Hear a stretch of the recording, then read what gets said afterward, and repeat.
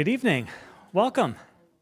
My name's Stephen Davey. I'm the senior producer here at WBUR CitySpace. Thank you all for coming out. Happy New Year. How many of you are working on a New Year's resolution? Anyone? How many of you have already stopped that? Okay, okay, good. Me too. If your inbox is anything like mine, you are being flooded with the fixes for a new year, a new you. The wellness cleanse, yoga, journaling, so many nice looking journals to buy. They can seem intoxicating, but is it really worth it? According to Dr. Pooja Lakshmin, these all just might be faux self-care. Lakshmin's book, Real Self-Care, a transformative program for redefining wellness, crystals, cleanses, and bubble baths not included, challenges the industrial wellness complex and short-term pleasure fixes by offering a more constructive path. Lakshmin is a board-certified psychiatrist. She specializes in women's mental health, particularly those from marginalized communities. Helping us on our wellness journey tonight is the host of Radio Boston, Tiziana Dearing. And we're taking your questions. Head to slido, sli.do, and enter Lakshmin, and we'll get to as many as we can.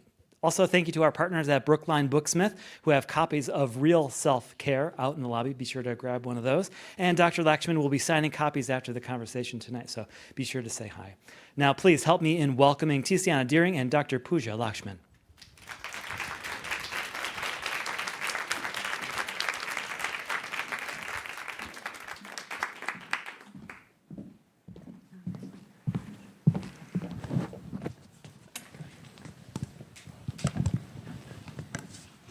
Shall we? Yes, we shall. Welcome. Thank you for coming. Thank you so much for having me, Tiziana. It's great to have you. There are a lot of different places that I want to go in this conversation, and I'm looking to put forward to putting a lot of our audience questions into the mix as well. I pretty quickly want to get to some of your story. But I think to do that, I really want to start with an assumption I realize I've been making in my head, and I want to check it with you. And that assumption is that in your work with your patients, there was some moment with one of those patients, whether it's one that you've given a pseudonym to and told us their story in the book or not, where you realized, a real moment where you realized, oh, I have to write this book. Is that true? Did that happen? I can't actually think of one specific moment. I think it was a culmination of many different similar moments. The story that I tell in the book is, the patient that comes in, the woman that comes in and says, Dr. Lakshmin, I'm stressed out, I'm burnt out, I'm not eating well, I'm not sleeping well, and I feel like it's my fault because I have the meditation app on my phone, but the last thing that I want to do is meditate.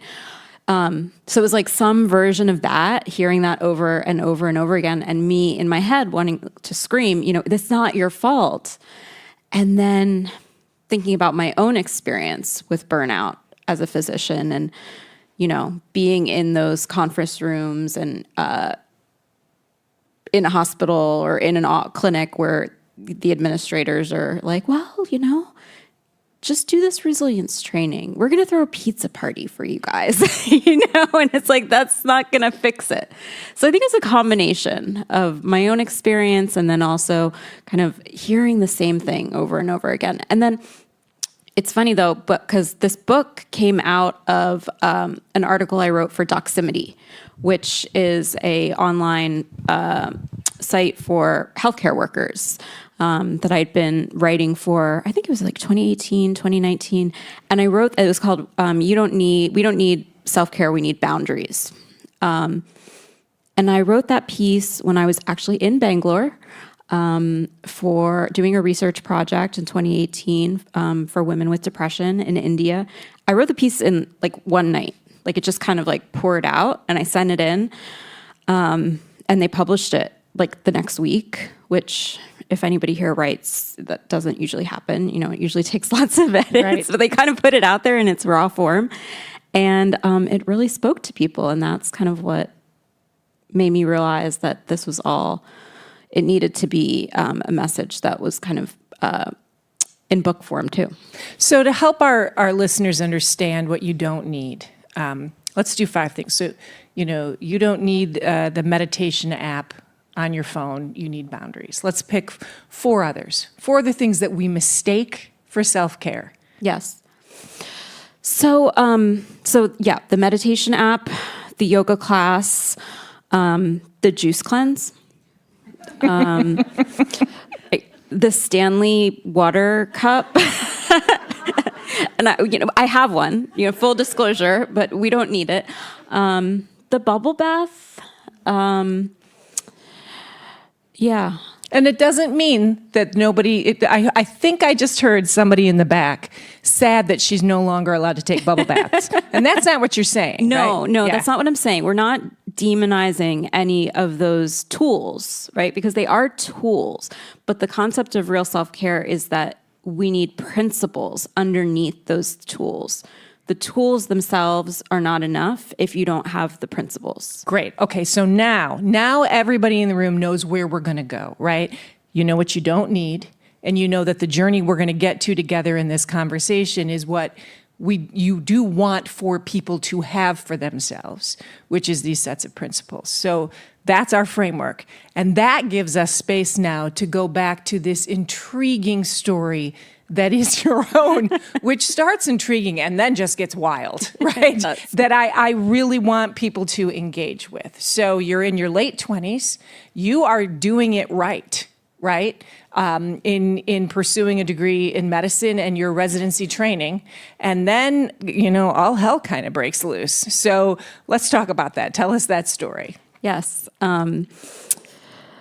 It's always a little bit nerve-wracking when I tell the story in front of an audience, even though I write about it in the book, in the introduction, because I want to put it right out there up front, but being actually in person with people and talking about it is another story. But yes, so this was a decade ago, more than a decade ago, when I was in my late 20s.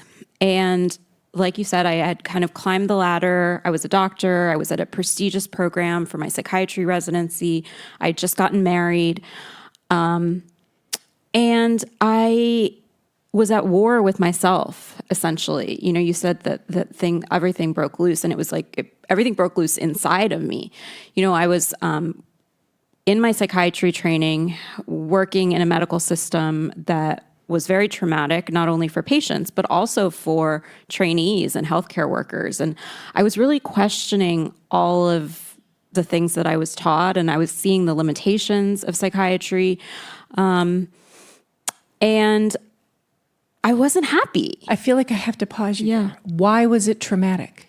What was so traumatic about it? Yeah, there was multiple pieces, but mostly I did have a patient that passed away while I was there, and there was also a resident who died by suicide. Not in the psychiatry program, but he was a surgeon, and he was, he had all these accolades and kind of had everything going for him. And right after he graduated, he died by suicide. And so it was sort of like this thing that I was like, oh my gosh, like we're all here. We've all done all the things that we're supposed to. This is when you're supposed to be happy. Like this is it. And you weren't. We weren't. I wasn't. And I was seeing other people that weren't as well. And I kind of realized that I'd built my whole life around chasing these achievements, but I hadn't figured out what my own values were. And I should back up a step and say, my parents are immigrants from India. And, my father is a physician. He's retired now. He was an anesthesiologist. It's not their fault that, they kind of pushed me in the path of the typical sort of Indian immigrant parent. It was to give me security. They wanted me to have a life where I would be in a profession that I could always take care of myself. And because of their sacrifices, I didn't have student loans, which is a huge privilege. But I just kind of fell apart. I was so angry. I blew up my marriage. I moved into a commune in San Francisco, and this commune was run by a group that focused on meditation, spirituality, sexuality, female orgasm. My parents were really thrilled. My friends, everyone, I had been valedictorian in my class, and everyone's like, what happened to Pooja? And then I left my residency. I spent 2 years with this group, and by the end of it, I realized that alternative medicine has just as many contradictions and hypocrisies as mainstream medicine, and that there's not one magic guru, there's not one secret program, there's not one external thing that is going to fix your life for you. When I still had all the same problems. And so I came back, and I came back very much like tail between my legs. I was depressed. I felt like a failure. And I had to really rebuild my life. And in that, connected with my values, and ultimately came back to medicine, but came back practicing real self-care and was able to hold on to myself. So I want to take a moment just to note that, if anyone here or listening is experiencing a mental health crisis, or loves or is cares for someone who is experiencing a mental health crisis or is having thoughts of suicide, 24/7 you can call or text 988 for the mental health crisis hotline. Again, text or call 24 hours a day, 7 days a week for help and resources. So that kind of sets us up to where you then begin to take your practice, especially for women of color, for marginalized women, and you develop over time this understanding that neither for you nor them is it the meditation app or the yoga or the bubble bath or the pizza party at work or all the other things that are either Band-Aids for deep personal hurt and wounds, or the shoulds of, well, you should work out, or you should do this, or you should, and you come to this place of real self-care. I want to get to the principles. I want to, how do I put this? I want to show what they compete with. All right, so I'm going to show a little bit of a video, and this is a promotional video for SoulCycle. And I'm going to pick on them because they're particularly sexy, because here in Massachusetts, we all know that's where Giselle went, Tom Brady's ex-wife. And I'll give you a little more for why I picked SoulCycle in a minute. But let's look at a promotional video, a little bit of one for SoulCycle here.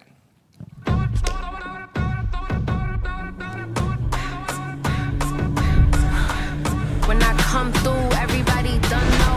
Keep my footwork, everybody front row.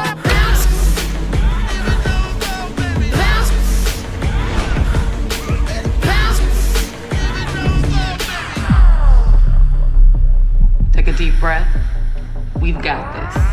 Bounce on it swift, bounce on it lit. Show 'em how you bounce with the split, bounce with the trick. Bounce it down really quick. Then make it dip. Bounce it down, bust it down, bust it down, bust it down, bust it down, bust it down. You ready?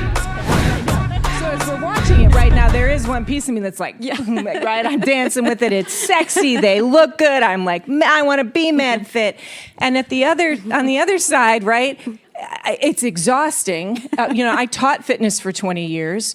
I can't tell you how much you'd have to pay me to get on one of those things and pedal it, let alone fast, right? Because it's just not my thing. Mm-hmm. But that's hard to fight against. And it's hard not to get seduced by that. And there's millions and millions, billions of dollars tied up in seducing us that's the answer. Yeah. Well, yes, I feel like I want to go to the club now. And that word seduced is so powerful because it really is. It is a seduction, right? It's like a feeling. You're like, you kind of want to just lean into it. Wait, what was your question again? Why? So this is what we're up against. Right. This is what we're up against. And when you say that's not, you don't need the meditation app, you don't need the gym. You said yoga class, I'll pick SoulCycle, right? Yeah. And yet, this is what we're up against. Yeah. So, I think of it as it all comes back to time and how we think about time and how our society has constructed time. Because with the faux self-care, you're looking for a quick fix, right? And what this is showing you is if you do this one thing, if you go to SoulCycle every day and exercise that hard, you will have rock hard abs, you'll be a good dancer, you'll be gorgeous, you'll have other people around you that are gorgeous and have rock hard abs. If you do it every day, right? Right. But that actually... And actually, in truth, you might still not have. Right. You probably still won't have this. Right. But the truth is, right, that's the truth. You could do those things and work really hard and still have other problems in your life. So the reality is that the internal self-care, it always takes time. Like change takes time. Nothing is instantaneous. But because we live in I think we're calling it now like late stage capitalist society, and where we're constantly being fed, you're tired, you're fatigued, you're nervous. Okay, here, buy this thing, do this thing. We're just constantly fed a quick fix. That's that's the piece that's seductive, actually. It's that if I do this new thing, then all the other hard problems in my life, that conversation I've been avoiding with my partner, the fact that my boss is treating me terribly and I'm not sure what to do, you think that you can bypass those hard things. Okay, so this is where then when you say self-care is not a noun, it's a verb. Yes. This is where we get, and now we're getting to the meat of it. Real self-care is a verb. Yes. Real self-care is a verb. And then there's one more thing I want to touch on with time in relation to this, and this is a great way to think about it. Because the thing is that it's not that exercise is bad. Because we have an audience question that just popped up that said, wait, can I do the quick fix at SoulCycle and do the hard internal work? Yes, you can. Right. Exercise actually is one of the few evidence-based tools for increasing well-being, physical and mental. Yoga, meditation, all these things are good. The problem is that patients in my practice don't have time to do any of those things. And so sometimes the money. And money and time. And so it's like, to me, for me and my patients, the question isn't about what's the thing. It's like, how do I design a life and a schedule where I can actually exercise, where I can actually sleep 8 hours a night, where I can actually go to yoga and have that yoga actually feel restorative, or have that SoulCycle class actually feel good and not like I'm trying to compete with the person next to me or achieve some sort of external milestone. And is that possible? It is. And it doesn't happen overnight. It also doesn't happen in a week or a month. It takes sometimes a year, sometimes 2 years. It depends on the level of change that you want. So here's where we are now, right? We have laid out, you went through a search where you crashed and burned and kind of had to come back, your phrase, tail between your legs, to understand that there was a different kind of authentic self-care. We've established that authentic self-care is a verb, not a noun, that it is work to create a life for yourself that makes room for you to care for yourself in the ways that you need to. And that, fitness can be great, health can be great, but they have to be in service to this life, and you have to make room for them. At the same time, one of the things that you talk about in your book, and I think it fits well here, is at least once you sort of invoke one of those patients who looks at you kind of like they'd like to punch you in the nose, because what you're actually doing is assigning them more work. And in fact, you break the fourth wall, because at one point I was impatient with you. I'm like, I am busy, right? And I am looking for self-care, and you are telling me that I need to do more work. And you are like, you actually say in the book, yes, I am telling you, you need to do more work. So let's talk about that. Let's talk about these principles and how we find them in ourselves. And what if I don't have 2 years to care for myself? And this is the moment where I'm going to re-invoke for people. I want you to ask questions. This is a time to engage. You can go to sly.do. I always do that. It's not sly.do. It's Slido. And it's hashtag Lakshmin, and bring your questions in too. Let's bring you into this conversation. Go ahead. It is work. It is work. And I think that it was important to me when I was writing to be honest about that and to also be transparent about the fact that the first reaction that readers are going to have, just like my patients, is probably anger, right? Because it is so frustrating. And it's frustrating that it's on women and people of color and folks who are already lower in the caste system to do even more of it. And, the alternative is to keep spinning in this wheel of the faux self-care that doesn't actually get you anywhere. So, I invoke ACT, acceptance and commitment therapy, quite a bit in the book, and a lot of the framework here is based off of ACT principles and psychological flexibility. And ACT kind of teaches therapists not to fight with their patients, right? To work with the resistance. So it's sort of like, and I say in the book, if this feels like too much for you, lay on the couch and watch Netflix. Do all the things that you need to do, because it's not about forcing yourself. It's actually more about exhausting all the other options and then saying, okay, I'm going to give this a try because I've tried everything else. And the fastest path to change is either desperation or inspiration. And usually I'm seeing people at desperation, to be honest. So, I think that we also underestimate or we undervalue the power of internal work.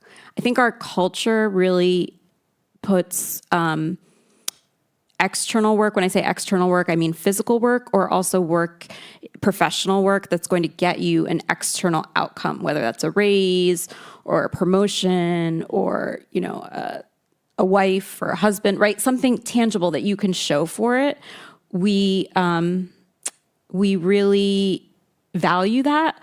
Whereas this type of work that we're going to talk about with the principles, the boundaries, the compassion, you won't necessarily see the fruits of it right away. So you kind of have to trust that it'll happen. So I want you to tell us what these 4 principles are. And I'm going to note, I've got a question from the audience, and I see this one. It's a good one. It should come later. So I'm going to hold on to it and bring it up later. The 4 principles. Yes. So there's 4 principles. And I always like to preface this with the fact that these are not profound. They're simple but not easy. But they're what I have come to understand the process of real self-care to look like. So it's boundaries, compassion, values, and power.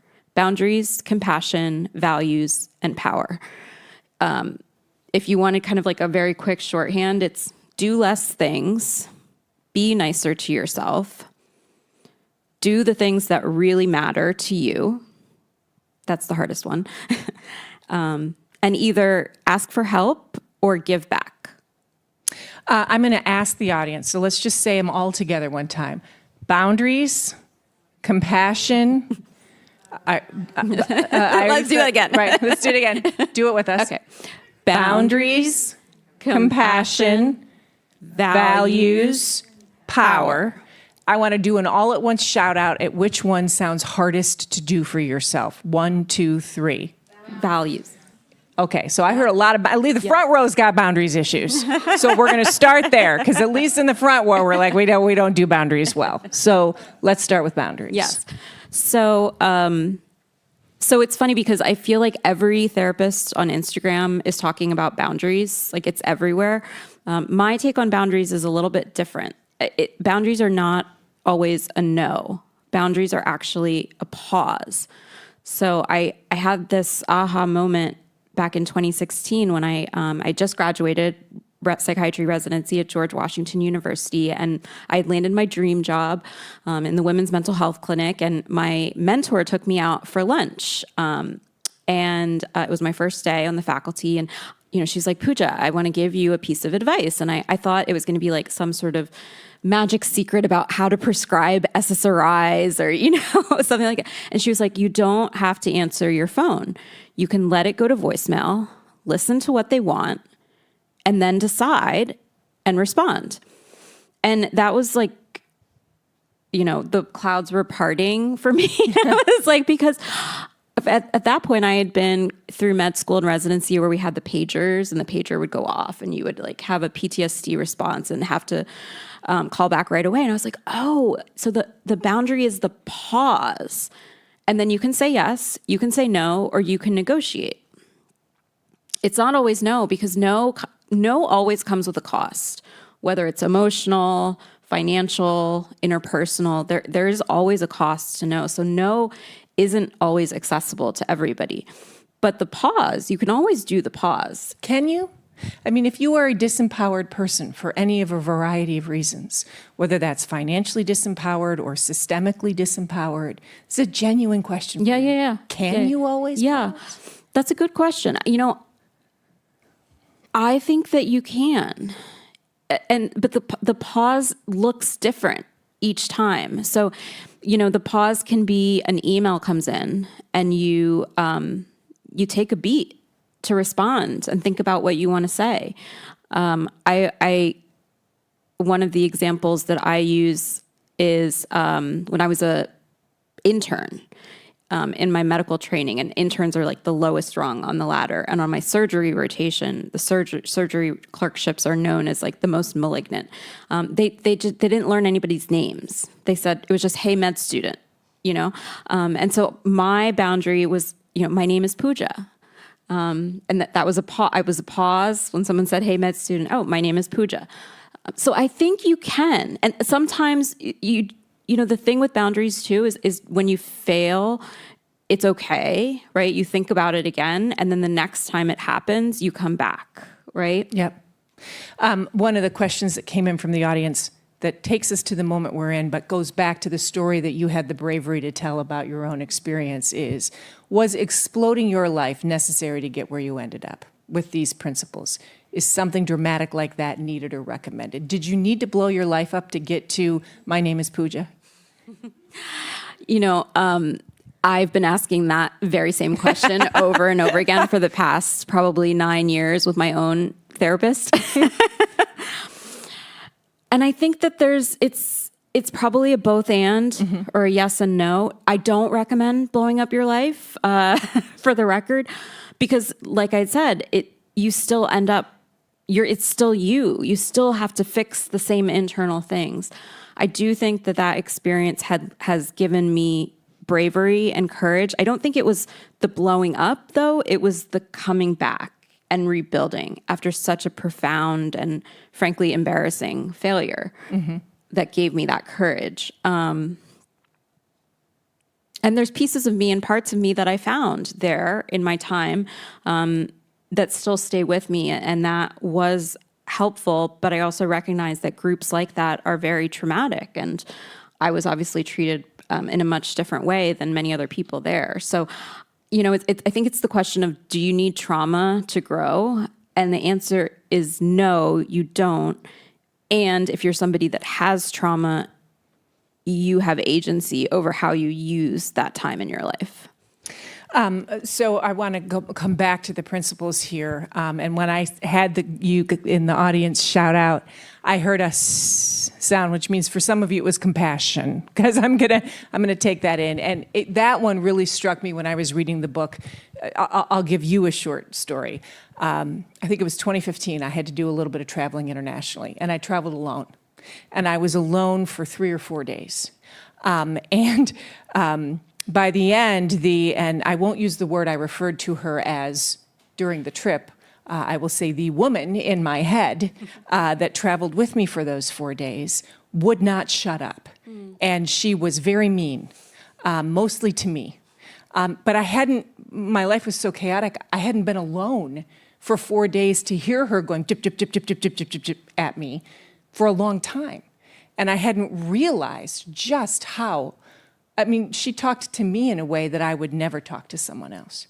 And in the book, you talk about that. One of the things you say to one of your patients is, well, let's look at that, and how would you talk to your friend about that, right? So let's talk about self-compassion and what that really means and why that's an important piece of self-care. Because that really, and by the way, I did some work on that. 2 years later, I traveled alone again, and she didn't come on the trip. and it was really nice to leave her behind. I got to tell you, I was happy to leave her home. So let's talk about that one. Yeah, self-compassion is one of those words that I always used to kind of roll my eyes at because it felt to me, I had this judgment that it meant you were weak, right? If you were compassionate with yourself, then that meant you were not living up to your potential.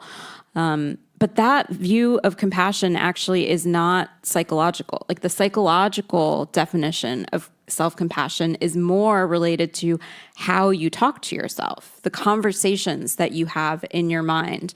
And we all have them, right? And this, again, I want to say this comes from acceptance and commitment therapy and also the work of Dr. Kristen Neff, who is a psychologist and has done a huge amount of research on self-compassion. So it's actually, when we kind of think about compassion, it's less about any specific behavior and more about creating a framework in your mind of working with what we call that inner critic, right? That voice that you're talking about, creating distance from that voice. So not trying to change it necessarily, but recognizing that it's there. It's not the only voice, but it's a voice that's there and that you can think of it differently. So we could talk about the check engine light. Yeah. When you start setting boundaries, the first thing that usually comes up is you feel guilty, right? Oh, I'm too selfish. Oh, I shouldn't have said no. Oh my gosh, they hate me. We all feel that guilt when we say no or when we pause. The way to work with it is instead of automatically believing the guilt, think of it like a check engine light on your car dashboard. So you've taken your car to get serviced, gotten the oil changed, everything's good, but then there's this light that's flashing on and off. That's the guilt. But it's broken. There's not actually anything wrong with the car. Interesting. So it's kind of like a background noise. It doesn't give you any meaningful information. It's just a voice that's there. And when you focus too much on trying to get rid of it or trying to avoid it, then it actually paradoxically still has a power over you. However, when you think of it as more in the background and you kind of maybe imagine like a volume dial, like, okay, there's the guilt, there's the inner critic, but I can still go about my business. I can still do the things that I need to do. I don't have to stop and use that as my moral compass. Then you're kind of right-sized about it. So like when I'm in an Uber and the service engine light soon is on in the front and it's driving me crazy because I think the car is going to break down, but the Uber driver's just ignoring it. They've got it right. Yes. Right? Yes. And you can just let it go even if it feels like it's still flashing for you. Yes. And that's the key. Like it's always going to feel like it's urgent. It's always going to feel like it's the most important thing and that it should be guiding your decision making. But the reality is that guilt that you're feeling, it actually comes from the outside. It comes from all these contradictory expectations that are put on us, especially as women and people of color and marginalized groups, right? So yes, so you don't have to use that as your moral compass. And I know that that's hard, right? Because when I work with my patients around this, they're just like, but I don't want to feel it. I don't want to feel guilty. I don't want to feel bad. Unfortunately, that's just not how feelings work. Like you can't turn them on and off. And again, that's why we come back to with ACT, acceptance and commitment therapy. You have to accept that in this process, there will be hard feelings. There will be times where you feel bad. That doesn't mean that you're doing it wrong. That doesn't mean that you're a bad person. That just means that you're moving along on the journey. One of our audience members asks, is there a worry that somebody with little personal insight could take your principles and weaponize them to isolate or create a detrimental echo chamber? Are there dangers? I think maybe if I were going to sort of paraphrase that, somebody manipulates someone else with these. Yeah, I guess I think of that question makes me think of two things. And that's a good question. So thank you for asking that one. I think of two things. So one, I think of, I talk a lot in the book about when to seek professional help. It was really important to me as a psychiatrist to be super clear that reading a self-help book is not treatment. And, if there's, I have different bullets and points in the book about if you're experiencing this, it might be a good idea to reach out to get professional help, because real self-care can't treat clinical depression, clinical anxiety. If you are suffering from something like that, you need to work with either a psychiatrist, a psychologist, a therapist, have your condition treated, and then on top of that, you can do real self-care. And so I think sometimes people confuse those two ways of using self-help. The other thing I would say on that question is, I think about boundaries and how I think especially recently, say like in the past couple years with TikTok and the fact that everybody's talking about boundaries, it kind of gives permission for people to just shut folks off from their life. Anybody that has a different opinion than you. So I think you do have to be careful. All of this is meant to be taken and interpreted by using your own judgment, right? I also like to, I didn't say this at the beginning, but especially because of my background, I never want anybody to take what I'm saying as like gospel. I want you to think about it, and it's meant to be the beginning of a conversation and not the answer to all your problems. When you say especially given my background, can I assume you mean because of that couple of years where you were in an environment that was so cult-like? Yes, exactly. Yeah. When I thought that the answers could come from outside of me. And so with real self-care, I'm wanting to have you start a different type of conversation with yourself. But the answers, your real self-care, can only come from you. Every single person in this audience is going to have a different real self-care tool, real self-care method. So, acceptance and commitment therapy is a thing. It's medically grounded. Yes. But how people interact with it, whether, binging on Netflix first until there's, you decide this is the thing, that will be different for each person. Yes. Yeah. And, we'll talk about values. And we can get So just to re-anchor everybody, we've talked so far about, there are the four, right? Setting boundaries, compassion, values, and power. There is a question here, before we get to values, there's a question on boundaries. So let's stay there for a second. What is the faux self-care model or example of boundaries? Oh, that's a good question. These are hard questions. You guys are asking hard questions. So I think the example that comes into my mind is, the woman who is, and I use women just because that's my clinical practice, but it doesn't have to be woman, but woman who is resentful at her partner because, he's not doing as much as she hoped he would be doing in the home. But instead of setting a boundary and making a point to have a conversation with her partner, she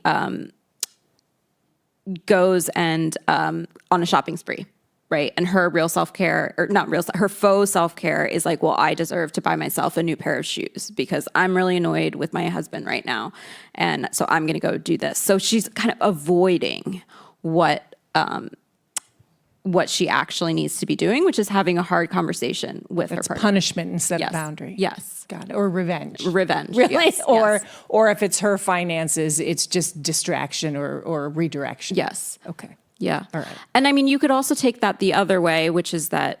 Wait, I need to backtrack. Yeah. I don't want anyone to think that I meant that it could have only been his finances. I simply meant not joined finances. I just want to be super clear about that for this audience. Sorry, go ahead. You could also take it the other way of some in that situation of being resentful at your partner, but not feeling like you could bring it up or proactively have a conversation, and instead avoiding and being overly lenient and kind of going their way in any type of decision making. Now, I want to get to values. I want to get to power. But I also think this is a really important moment. And you have said your practice is women. Yes. One of the things that you talk about in the book is what about people who are non-binary? What about people who are transgender? These are principles. We have used a lot of very traditional gender terms in our conversation, a lot of traditional gender setup in the way we've framed. I want to be really mindful of that and give you an opportunity to discuss that and put us in a better and broader context. Yeah. So one of the decisions I made when I was writing the book was I have a section up front about privilege and oppression, and why I decided to use the word woman. And when I am saying woman, I am saying it in the way that is broadly applicable and the most inclusive possible. And I actually reference Silvia Federici, who is an Italian feminist activist and author. And she says that she uses the word woman as a political category. And, she talks about domestic labor and reproductive labor and how the term woman is also applicable to any group, any individual that is caretaking in that sense. And she is I've got her full information here. She's a feminist activist based in New York, professor emerita and teaching fellow at Hofstra. Oh, all right, so I'm just going to sort of peel back the curtain here. Stephen, please leave this audience question here. I'm going to use it in just a minute, so please leave it here. But I think it's time to move to values. Yes. Which in the book also comes forward in really knowing what matters to you. So let's talk about that. Yes. So this is often kind of like the hardest part of real self-care. I know boundaries are hard too, but it's kind of like where you figure out, okay, you've made space. You've started to take up more space inside your family, inside your relationships. And what do you actually do with that time, right? What direction are you supposed to move towards? And, I think going back to what we were talking about a little bit earlier, where you were rightly calling me on the fact that this is more work. That happens to me all the time when I'm talking to my patients about values. They're just kind of like, well, Pooja, Dr. Lakshmin, I have a million things on my to-do list. How am I supposed to think about what actually really matters? But the thing is that if you don't ground yourself in values, then you're not connected to meaning. And we haven't yet gotten to eudaimonic well-being, and I want to just bring that up because that ties into values. Do it. So one of the other kind of theories that I invoke with real self-care is the concept of eudaimonic well-being, which says that in order to live a healthy life or a good life, that you are connected to your purpose and what really matters to you. And there's actually a ton of research out there that shows that folks who are able to say that their activities and their relationships and how they're spending their time aligns with their values and their purpose actually do better, like are healthier and more resilient. So knowing your values and naming your values is basically the crux of real self-care. And is it okay if I take folks through an exercise from the book? What do you think? Yeah? Okay. I think they'd like that. Okay. So There was a heck yeah at the front row, so. Okay. So the context is that, you can't just say to yourself, what are my values?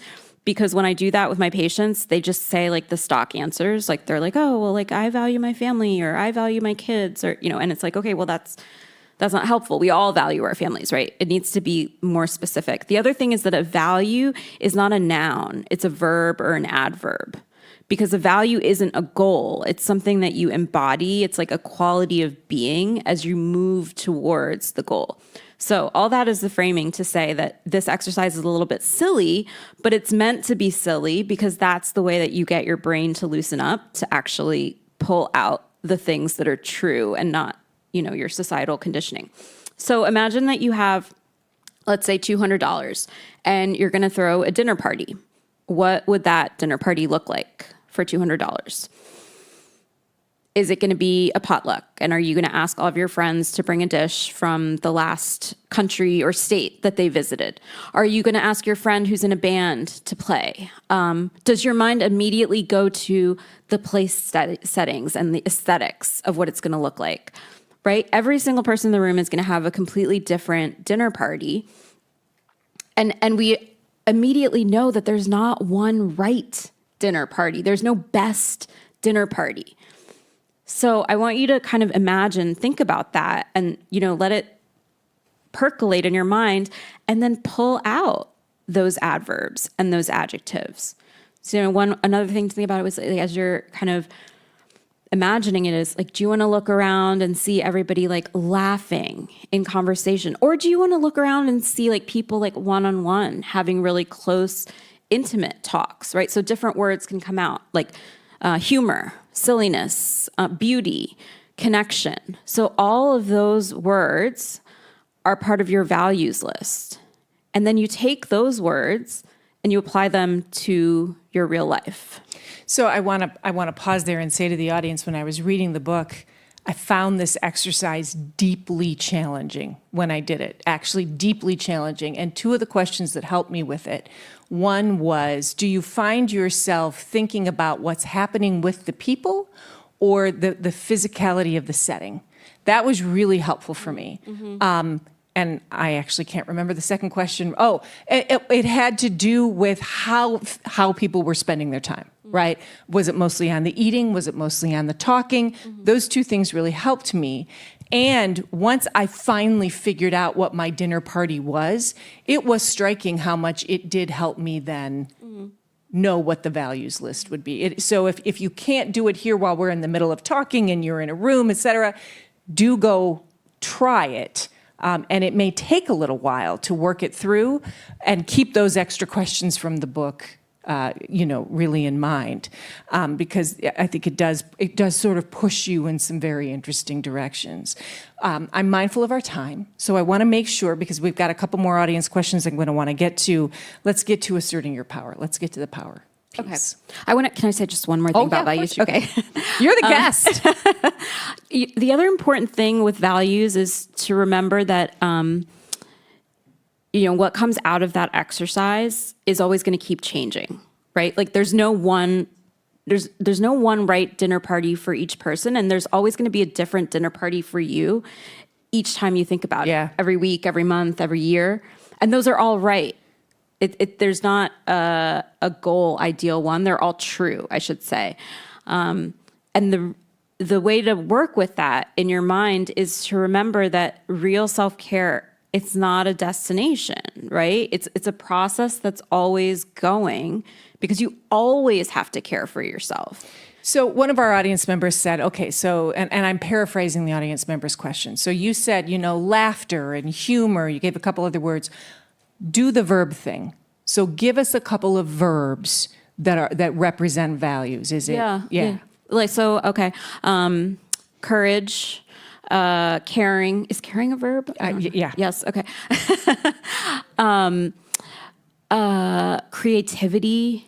Creating. Yeah. Service. Authenticity. If you Google like values, there's a whole list, especially from Act 2. But if you think about it, you can apply any of those words to any activity, right? To any goal, to going to grad school, to having a family, to finding a partner. You can apply any value. It's so that's what I find empowering about this, in that, again, it's about how you move towards the goal as opposed to getting to one specific destination. I do recognize that can be aggravating for people here who are like, well, Pooja, just tell me what to do. Just tell me what to do. And like, that's the whole thing. I can't. So I might develop a set of values and really think them through and realize that because of my values, I want to be on a bike in a room with a lot of other people and pedaling really hard. But that would be different than I see the commercial and I think I got to have rock hard abs. Correct. Okay. Right. The person that is in the SoulCycle class and is there because she has set boundaries with her partner so that she can go once a week to SoulCycle. She's had the hard conversation. She's working with her guilt and understanding that it's not the be all end all. That person is very different in the SoulCycle class from the person who is there and beating themselves up to get the rock hard abs and then posting it on Instagram to make sure that everybody knows that they're going. And of course, recognizing that we're talking about a very unique few set of people who can afford a place like Yes. SoulCycle, have access to it, have the time, et cetera. All right, so now let's go to asserting your power. Let's go to the last value yes. of power. Yeah. So, this goes back to, what we were talking about in the very beginning of the conversation, that the reason that we all feel so stressed and so tired is because we live in a system where, 30 million Americans don't have health insurance. I think the most recent statistic I saw was like 25% of American workers can't take a paid sick day. Right? Like these are all systemic issues. And when we make the onus of change lie only with the individual, then we're exonerating the system. So,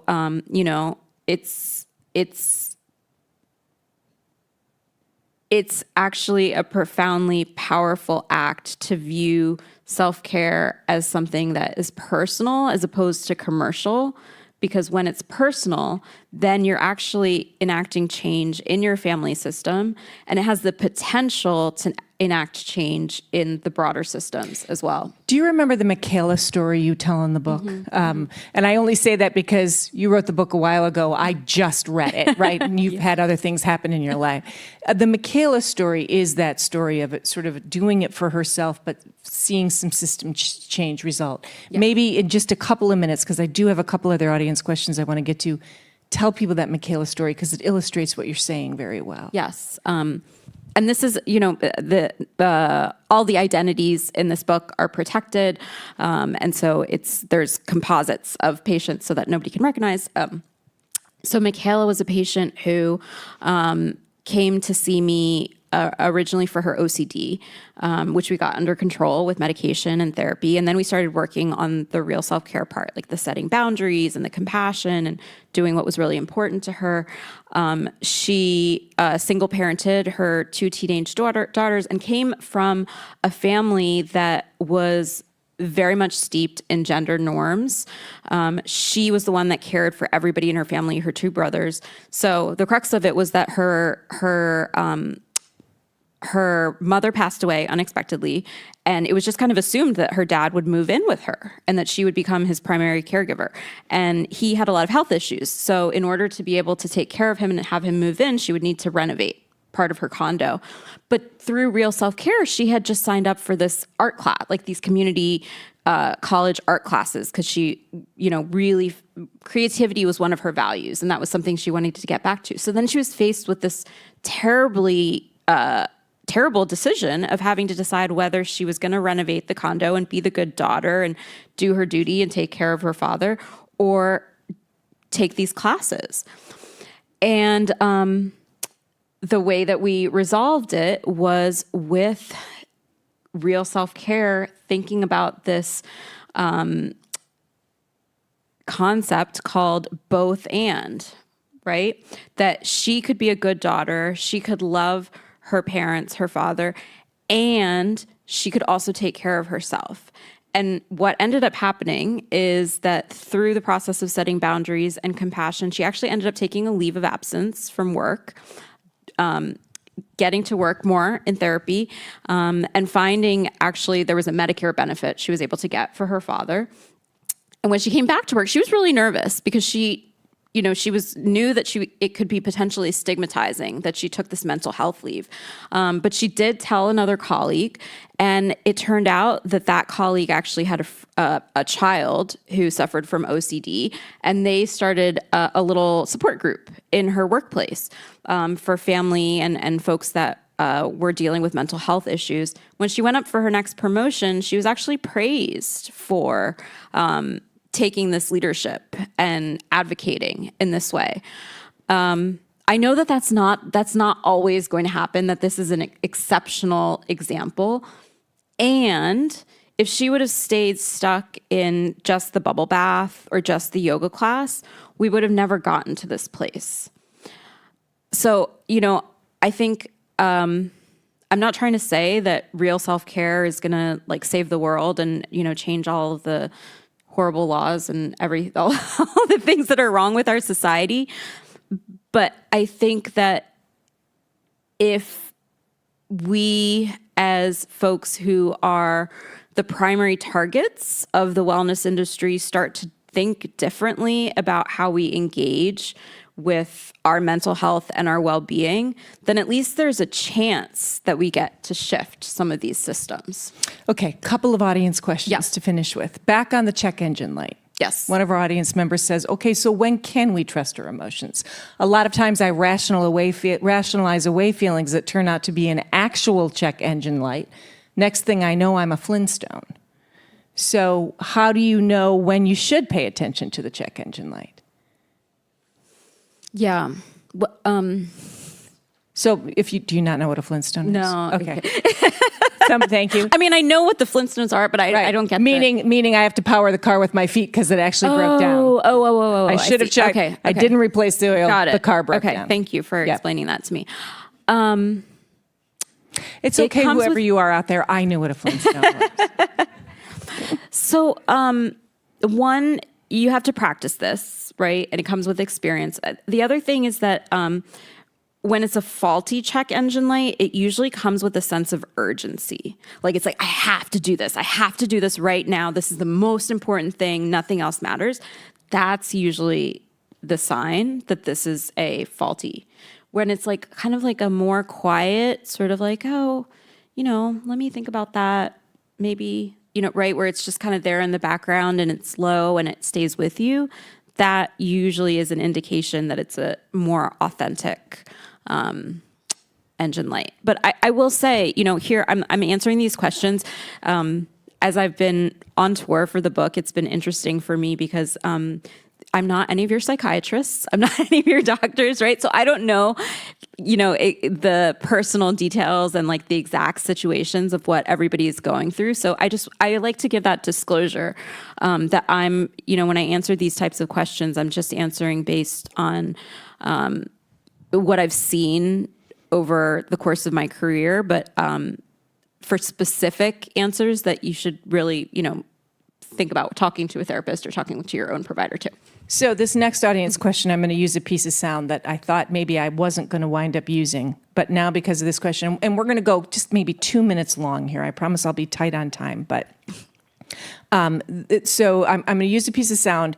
I caught it earlier this week on WBUR. My colleague Stevie Chapman was doing a little spot on speaking with Amanda Wallace of Mass Mutual about a survey showing that people have economic anxiety. And it grabbed my attention when I heard this from Amanda Wallace. More than 75% of those surveyed with student loans say repaying that debt is having a negative impact on their day-to-day financial health. Amanda Wallace with Mass Mutual says nearly half of those respondents are very concerned they may default on their student loans. So what they really have to focus on is how to reduce their spending to balance out their debt, whether that's cutting back on how much you go out to eat or self-care or on everyday spending. Those are the most common changes people need to make to help make those student loan payments. So before I read your book, I would have heard that entirely differently than I heard it just there, right? Self-care is the same as going out to dinner. And one of the questions from the audience is self-care a privilege, right? And so I think those two things are of a piece. And as we wrap. Yeah. I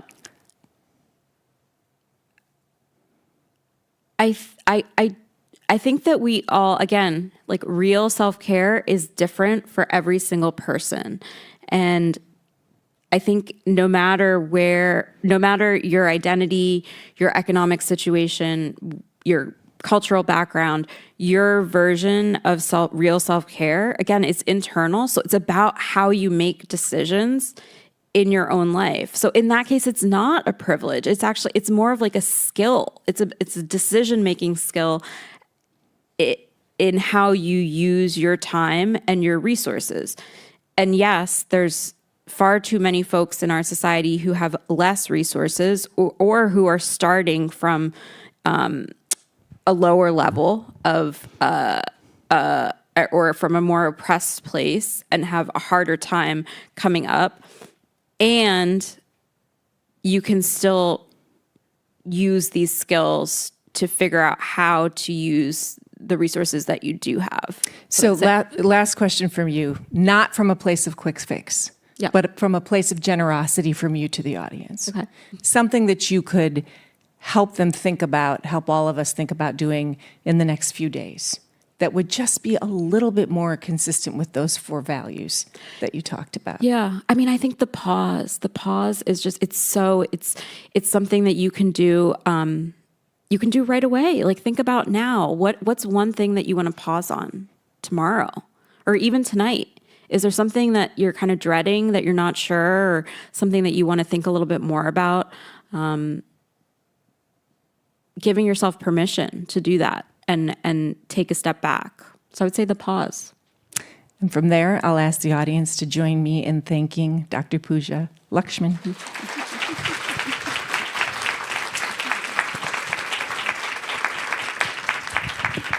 Thank you all, and thank you all for coming. Thank you to Dr. Pooja Lakshmin and our moderator tonight, Tiziana Dearing. Also, thanks to our partners at Brookline Booksmith, who have copies of Real Self-Care out in the lobby. It's a very helpful book to start your 2024.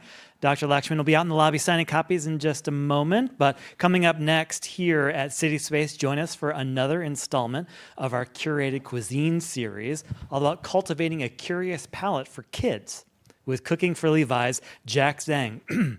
That's coming up Monday. That's this Monday, January 8th. If you want all the latest info and some exclusive ticket giveaways. For all things happening here at WBUR CitySpace, sign up for our newsletter, click on this QR code, and add your email. Thank you all.